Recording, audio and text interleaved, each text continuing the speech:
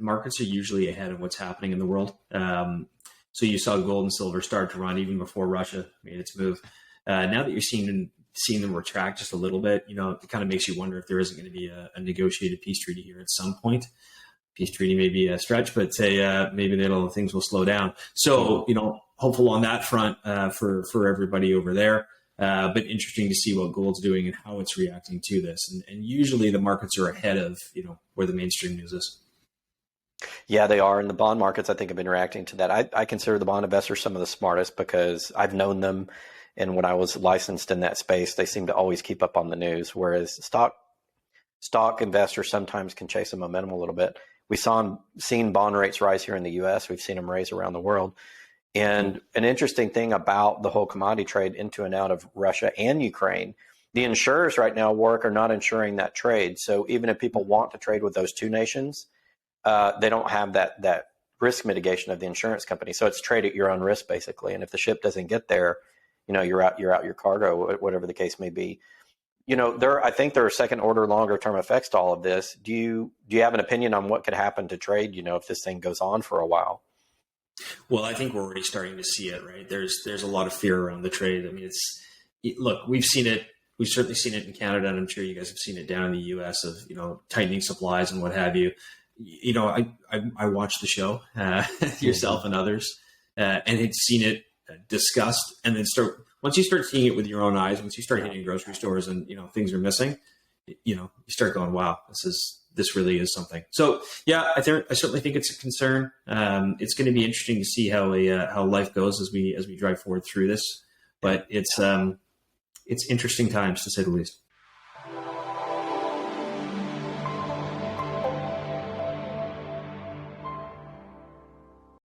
Hey everybody, this is Rob Kientz with goldsilverpros.com. I'm here with a special returning guest. It is Warwick with American Pacific Metals. How are you doing today, Warwick? I'm good, Rob. Thanks for having me on again. Appreciate it. Yeah, great to have you back on. I know people have seen our interview, I believe, at the 𝙂𝙊𝙇𝘿 with your partner on the project, and it also had you on the program. So they're familiar with American Pacific, but we want to bring you on so that our audience can really dig down and understand what you guys are doing. There's certain companies that we just like in this space, and you guys are definitely one of them. So we want to get some updates here in a moment about what's going on with your project. Before we do, though, always like to ask the question about gold and silver. We had a pretty good last couple of weeks in gold and silver. Gold's retraced a little bit back below 2,000, but I think we're still here in a good bull market for both metals. What's your opinion of that? Yeah, I think you're entirely right. I mean, I think we have this sort of internal conversation at the office that markets are usually ahead of what's happening in the world. So you saw gold and silver start to run even before Russia made its move. Now that you're seeing them retract just a little bit, it kind of makes you wonder if there isn't going to be a negotiated peace treaty here at some point. Peace treaty may be a stretch, but maybe things will slow down. So, hopeful on that front for everybody over there. But interesting to see what gold's doing and how it's reacting to this. And usually the markets are ahead of, where the mainstream news is. Yeah, they are. And the bond markets, I think, have been reacting to that. I consider the bond investors some of the smartest because I've known them. And when I was licensed in that space, they seem to always keep up on the news. Whereas stock investors sometimes can chase the momentum a little bit. We've seen bond rates rise here in the US. We've seen them raise around the world. And an interesting thing about the whole commodity trade into and out of Russia and Ukraine, the insurers right now, Warwick, are not insuring that trade. So even if people want to trade with those two nations, they don't have that risk mitigation of the insurance company. So it's trade at your own risk, basically. And if the ship doesn't get there, you're out your cargo, whatever the case may be. I think there are second order, longer term effects to all of this. Do you have an opinion on what could happen to trade, if this thing goes on for a while? Well, I think we're already starting to see it, right? There's a lot of fear around the trade. I mean, look, we've seen it. We've certainly seen it in Canada, and I'm sure you guys have seen it down in the US of, tightening supplies and what have you. I watched the show, yourself and others, and had seen it discussed, and then once you start seeing it with your own eyes, once you start hitting grocery stores and, things are missing, you start going, wow, this really is something. So yeah, I certainly think it's a concern. It's going to be interesting to see how life goes as we drive forward through this, but it's interesting times, to say the least. Very interesting times. Also had really big news, a couple of big news pieces last week. The Fed finally is raising interest rates, and they look like they're going to do it here in the U.S. 6 more times. And I'm anticipating maybe a quarter point each time, although they didn't specifically lay that out. And I think in May, they're going to start officially tapering. They've said tapering for months and they haven't done it. Their balance sheet keeps rising, but it looks like they're going to tighten this year. So we may get somewhere around 2% or so on our interest rates if they hold true to that. At the same time, the Fed is dumping debt. Is that reversal, in your opinion, affect the markets in any way? And if so, is that bullish for gold and silver, or is it bearish? You look likely bullish for gold and silver. A 0.25 basis point on top of inflation that's rising the way it is a little like throwing a bucket of water on a very large fire. But perhaps it is the smart way to do it. If you came in and started doing it 1% at a time, I think you'd see real issues in the market as a whole. So 0.25 might make sense. Let's see how it shakes out. Will they do will they get to 2% this year? Let's see. I'd be a little bit surprised if they keep it going. But regardless, you're in a bullish environment for the metals with everything that's going on in the world. It's nice to see the metals reacting really the way that you would expect that they should against Bitcoin and cryptocurrencies and all that type of thing. It's nice to see gold acting as a true hedge. So pleased to see that. Wish the world was in a better place, as I'm sure most of us do. But this is the life we live right now. It is, and I was speaking this morning to Peter Chang, who's one of our followers, but also an investor and a venture capitalist up in New York. And I asked him, what are you invested in, Peter, right now? Are you still in techs with the momentum? What sector are you in? And he said 100% commodities. 100% commodities because he sees another bull run coming in commodities, not only because of the geopolitical concerns, but because of shortages we're starting to see across the sector. Not only in precious metals, we have shortages in silver. Silver Institute has said we may be short, 100 million ounces this year between what's being demanded and what the miners can provide. But we're also seeing shortages of a lot of things. Oil, natural gas, tin and copper have done very well lately, and you're starting to see a lot of the base metals come up. So what's your opinion on commodities overall? Is Peter right there as a venture capitalist to put his money into some of those companies? Do you think commodities are in for another bull run, or do you think we have some time yet left before that happens? So I'll give you my personal take on this for what it means. I don't know how well my crystal ball works, but in our office, which is an office of 3, so we speak all the time.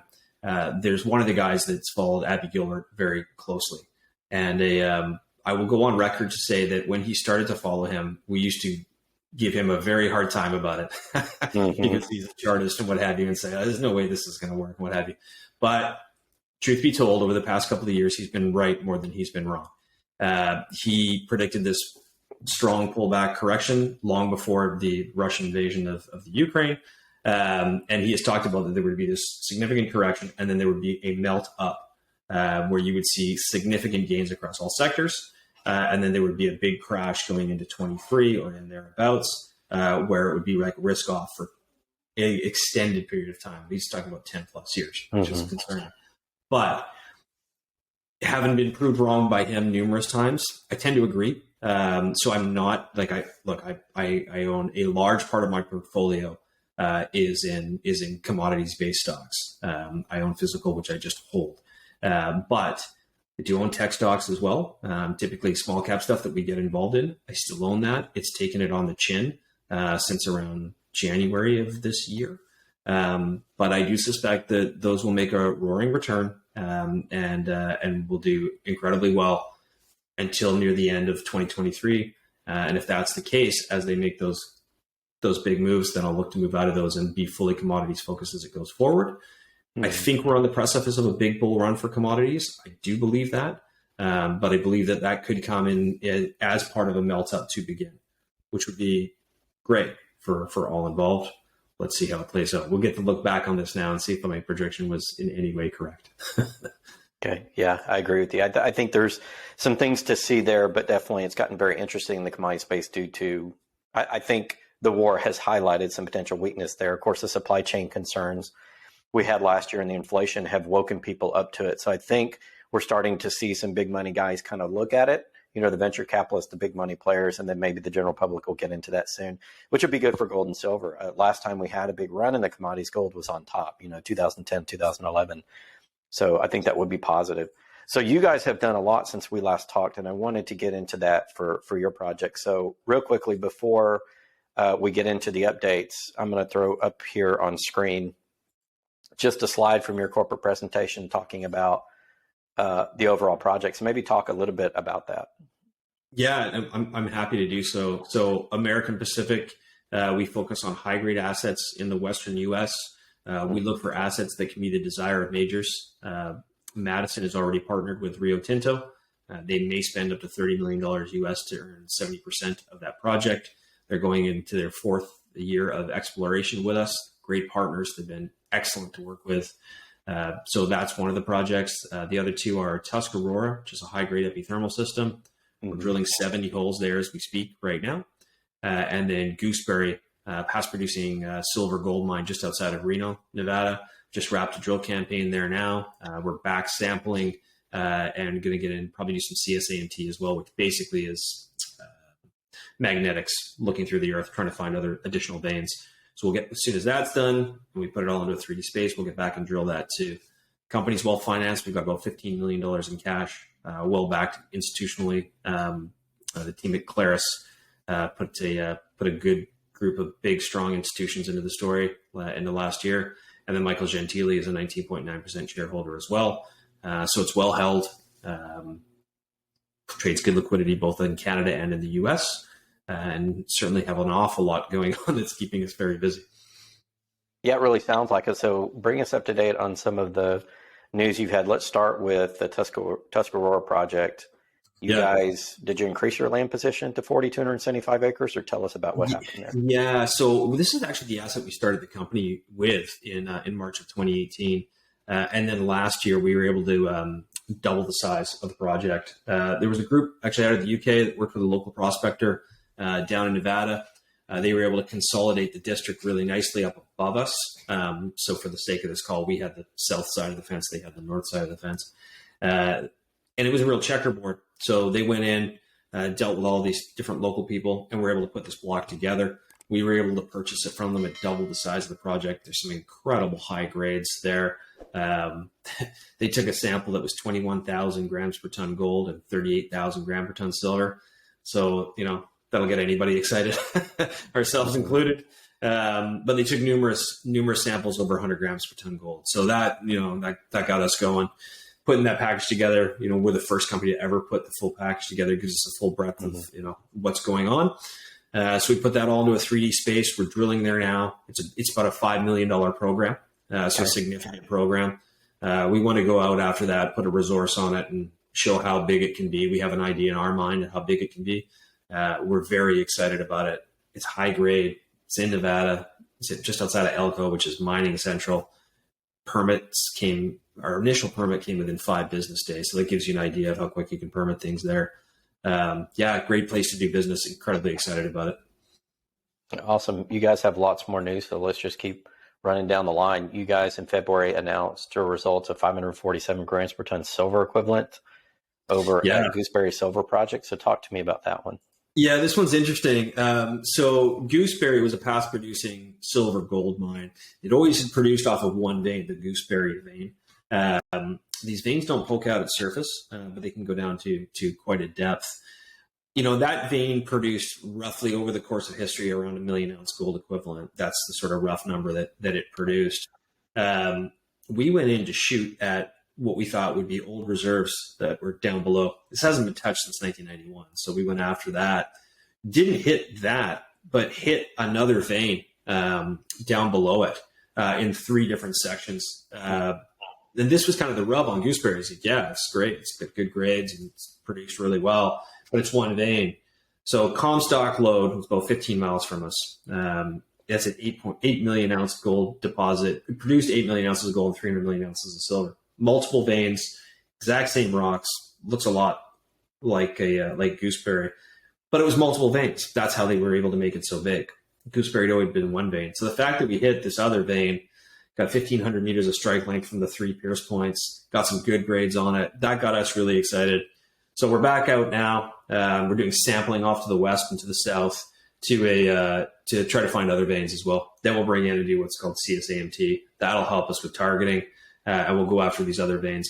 The reason we're doing that, just to comment on it, when we went to start drilling, one of the guys brought out a drone and flew it over, and Eric, who's my business partner, was looking at it and called me and said, "There's multiple veins here. Like, you can see it from the sky." It gives you a different vantage point. Something they didn't have in 1991 was drone technology. So it gave us a different look, which was exciting. They ended up then hitting the second vein in a different area that we weren't necessarily expecting. Now we're going to go off to the west where we believe there is other veins, other structures, and try to prove that point. If we do that, this is an opportunity for this to get big. And that's obviously what shareholders want to hear. And certainly that's what we're going to aggressively go after. Yeah. And you guys also have an update for your Madison project, I think, that just came out here in March. Tell us a little bit about that one.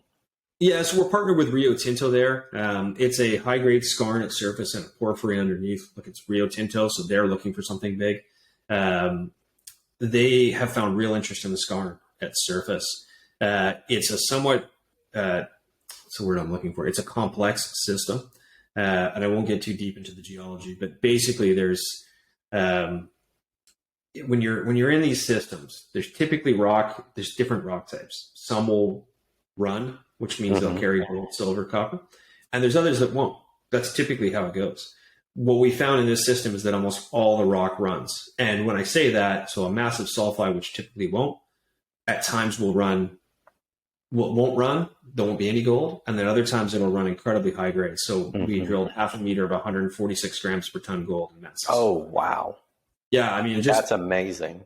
Yeah, it's incredible. The grades are phenomenal. All through Madison, it's been tremendous. So it produced between 2008 and 2012. It produced 2.6 million pounds of copper, between 20 and 35% copper. Oh my goodness! Your average copper mine's about 0.5%. Oh my goodness! So yeah, this carries incredible. This is why Rio's there, right? So they're bringing in a skarn expert to help them with it. And basically, the guy's going to spend 10 days on. We've asked not to name him. So it's a world-renowned skarn expert. He's going to come in, review the data, be on site. It's going to be with them for 10 days and basically help them with targeting. Here's what's happening. This is why I think you're getting grades where you wouldn't normally.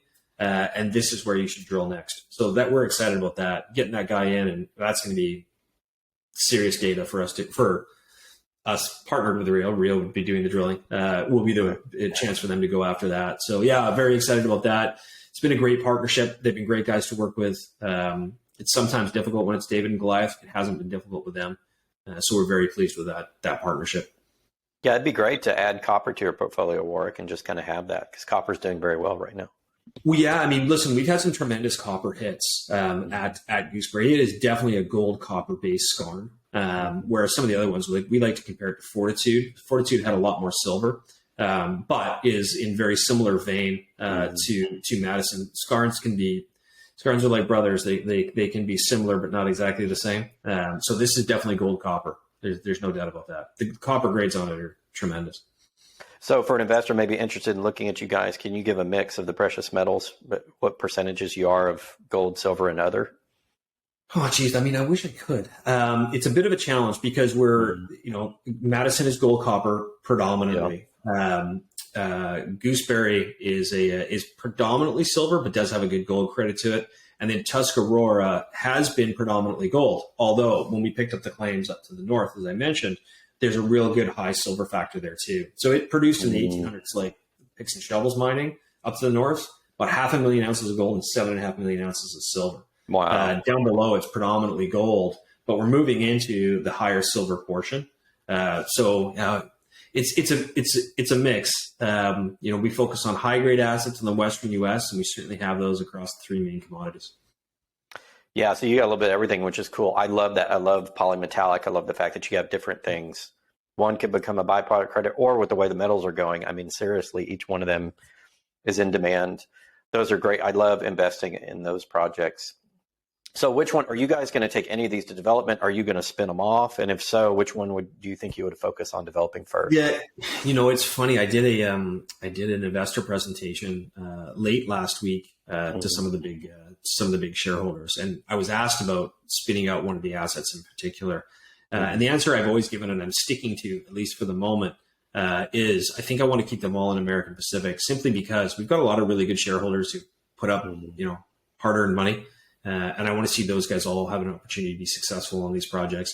There may come a time where that changes. Right now, all three are sort of moving at a similar pace, with Tuscarora getting the lead at the moment in terms of spend. But that can quickly change as we get over to Gooseberry. Rio fits the bill at Madison, so it's nice that we get all of that work and all of that data without having to put out money at this point, which is fantastic. I don't see the need to spin out. I mean, we've got a big enough, strong enough team that we can drive forward on all three fronts. We do have two other projects. We're going to do a little bit of work on those and look to joint venture those out. So look forward to putting out news on those shortly as well. But we've got the ability to drive these all forward. Again, if something happens where one really leaps to the forefront, in a year, 2 years from now, you need to step back and, prioritize. That may be the time to make that decision. Okay. Tell investors over the next couple of months what type of news they should expect to see from your company. A lot. Look, 70 holes are coming out of Tuscarora. Tuscarora is the oldest epithermal system in the state of Nevada. It's the same age as Carlin, which is why we think it's getting such high grades. We're drilling right now. Let's see what we hit, but we've hit some pretty high grades in the past. We're excited to get that news out. That's significant. Gooseberry, we're going to get back out. We're out there as we speak doing sampling. We're going to get out and do some geophysics. Then we'll be drilling there too. So there's a lot of news coming out of that. Rio, as I just mentioned, down at Madison. They're going to do some sampling. They're going to do some trenching. They're bringing out this skarn expert. And then we'll look for them to get back out and drill those targets that he's come up with. So there's news there.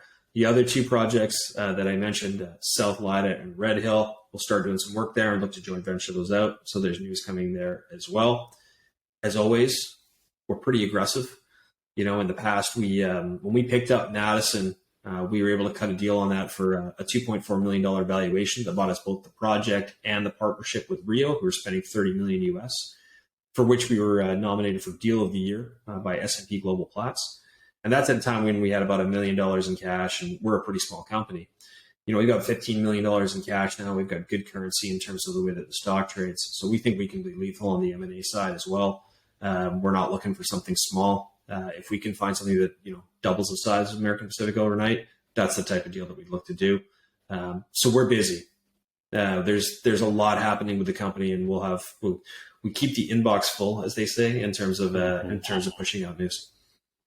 Yeah, I see you guys have done quite a bit, and 3 exciting projects, which is also nice to have. You have that optionality. A lot of miners aren't that way, especially in the exploration space.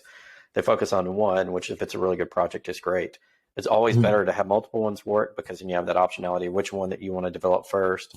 It also makes you more attractive to somebody else, and one of the big fish could come in and try to swallow you up at some point if they like what you guys are doing. And getting back to geopolitical, I think geopolitical environment right now is basically screaming shortages in commodities, and also some weaknesses in the supply chain due to the sanctions.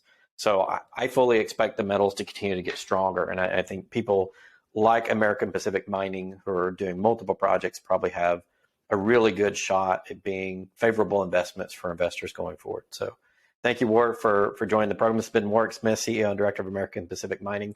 We'll have him back on from time to time. Perhaps he might even agree to join our conference April 27th. We'll announce that here pretty soon. Stay tuned to that on channel. Warwick, thank you so much. I appreciate you dropping by. Thanks for having us, Rob. Appreciate it. Hey, everybody, this is Robert. Thank you so much for watching that video content. I have a couple of quick announcements I'd like to share with you as we head out of this video. Also wanted to remind you, you can find us on goldsilverpros.com. We have a free newsletter. If you click here and enter your email address, we'll send that out every Monday to you, as well as we have special precious metals deals with leading bullion dealers here in the United States. If you click that button, you can go here and click on either Miles Franklin or ARC Silver and get the best deals in the business. Once again, thank you guys so much for joining us on the channel. Until next time, this has been Gold Silver Pros.